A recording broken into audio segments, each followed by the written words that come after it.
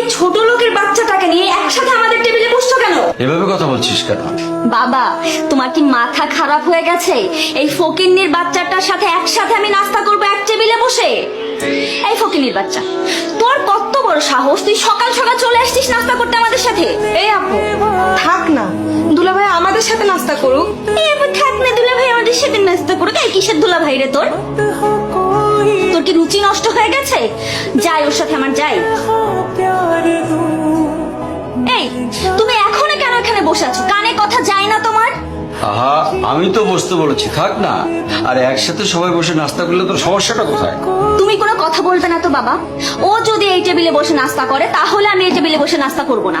এখন তুমি বলো তুমি কি করবে? আচ্ছা ঠিক আছে, ঝামেলা করার দরকার নেই।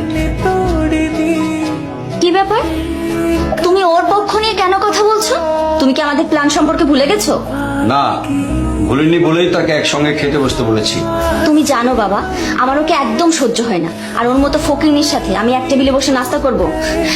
ইম্পসিবল। এই তুমি কিছু বলছো না কেন?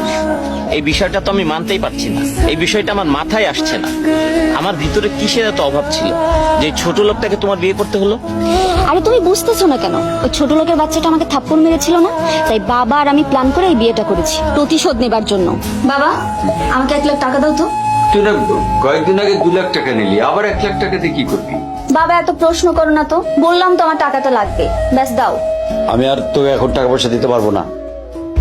এখন থেকে টাকা চাইতে হলে আকাশের কাছ থেকে চেয়ে নিতে হবে। ওকে সব দায়িত্ব দিয়ে দিয়েছি আমি। কি বলছো তুমি এসব? মানে আমি এই ছোট লোকের কাছ থেকে এখন আমার টাকা আমি নিজে চেয়ে নিব? আর তুমি যে অফিসের সব দায়িত্ব ছোট লোকটাকে দিয়ে দিয়েছো, ও যদি সবকিছু নিয়ে একদম পালিয়ে যায়, বুঝতে পারছো আমাদের কি অবস্থা হবে? শোন, আমি মানুষ চিনতে ভুল করিনি, তাই আমার অফিসের পুরো দায়িত্ব আমি তার উপর দিয়ে দিয়েছি। আর তোর যদি টাকা লাগে এখন থেকে আকাশের কাছে তোকে চেয়ে নিতে হবে। জি বলেন, আপনি টাকা দিয়ে কি করবেন? এই ছোট লোকের বাচ্চা, তোর কাছে আমার কৈফিয়ত দিতে হবে? আমার বাবার টাকা আমি উড়াই দিই, ফেলাই দিই, কি করবো সেটা আমার ব্যাপার। সে কথা আমি তোকে বলতে যাবো কেন? আপনি টাকাটা দিয়ে কি করবেন সেটা না বললে আমি টাকাটা দিব না। ছোট লোকের বাচ্চা। এই, এটা কি করলি তুই? আকাশের গায়ে হাত তুললি কেন? বেস্ট করেছি।